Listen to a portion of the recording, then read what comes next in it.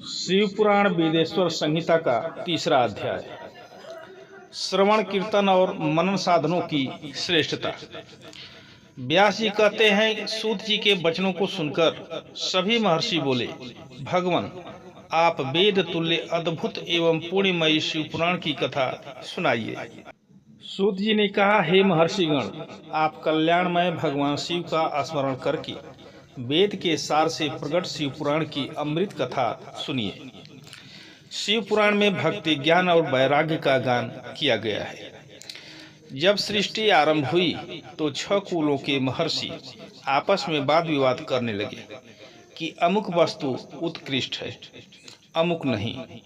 जब इस विवाद ने बड़ा रूप धारण कर लिया तो सभी अपनी शंका के समाधान के लिए सृष्टि की रचना करने वाले अविनाशी ब्रह्मा जी के पास जाकर हाथ जोड़कर कहने लगे, हे प्रभु, आप संपूर्ण जगत को धारण कर उनका पोषण करने वाले हैं।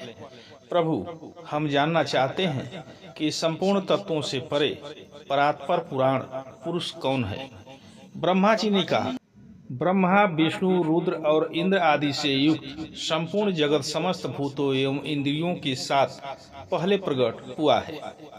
वे देव महादेव ही सर्वज्ञ और संपूर्ण हैं। भक्ति से ही इनका साक्षात्कार होता है, दूसरे किसी उपाय से इनका दर्शन नहीं होता।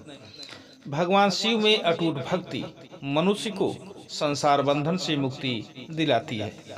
भक्ति से उन्हें देवता का कृपा प्रसाद प्राप्त होता है। जैसे अंकुर से बीज और बीज से अंकुर पैदा होता है, भगवान शंकर का कृपा प्रसाद प्राप्त करने के लिए आप सब ब्रह्मर्षि धरती पर सहस्रों वर्षों तक चलने वाले विशाल यज्ञ करो। यज्ञपति भगवान शिव की कृपा से ही विद्या के सार तत्व साध्य साधन का ज्ञान प्राप्त होता है।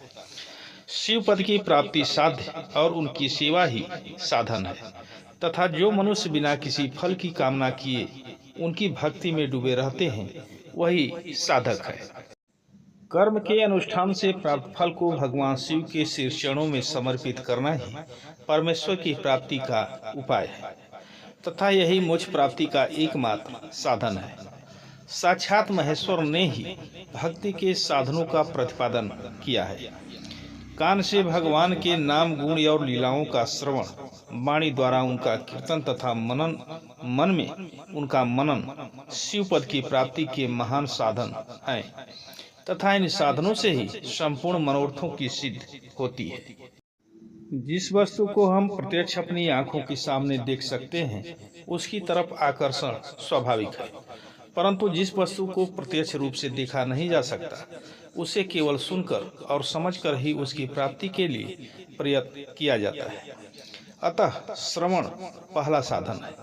श्रवण द्वारा ही गुरुमुख से तत्व को सुनकर श्रेष्ठ बुद्धि वाला विद्वान अन्य साधन कीर्तन और मनन की शक्ति व सिद्धि प्राप्त करने का यत्न करता है। मनन के बाद इस साधन की साधना करते रहने से धीरे धीरे भगवान शिव का संयोग प्राप्त होता है और लौकिक आनंद की प्राप्ति होती है। भगवान शिव की पूजा, उनके नामों का जाप तथा उनके रूप गुण विलास के हृदय में निरंतर चिंतन को ही मनन कहा जाता है।